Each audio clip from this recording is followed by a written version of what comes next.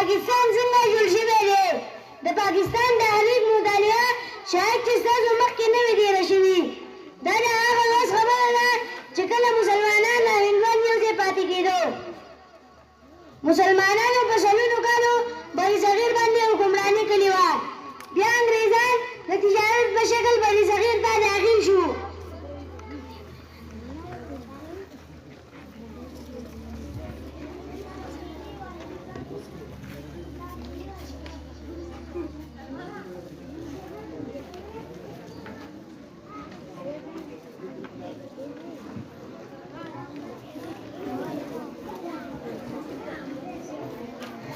او د مسلمانانو حکومت ختم کو او د بادشاہي تخت سنبال کو. او کله چې انګریزانو حکومت جوړ شو نو څه وخت بس مسلمانانو ته احساس وشو چې موږ له جدا ریاست پکار دی. او دې لپاره یې 1906 کې یو پارټي جوړه کړه، آل انډیا مسلم لیگ. موږ یعنې مسلمانان ستاسو له مذهبه په مذهب او په رسم رواج مختلف یو. د دې لپاره ځکه موږ یو خلک او یو لیکو او حکمرانیت یې زموږ دی. نه داسې ممکنه نه ده. زموږ ژبه، مذهب او رسم رواج مختلف دي. موږ د دې لپاره موږ له یو جدا ریاست پکار دی.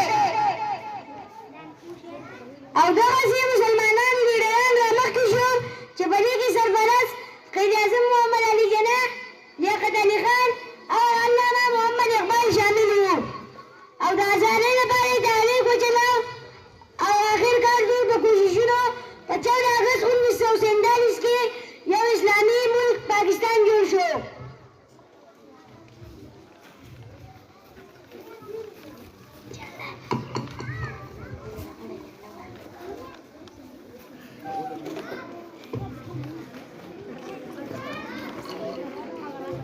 پاکستان کا مطلب کیا؟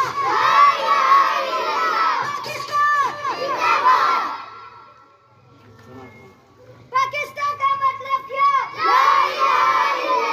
پاکستان زندہ باد! پاکستان زندہ باد! پاکستان زندہ باد! پاکستان زندہ باد! پاکستان زندہ باد! پاکستان کا مطلب کیا؟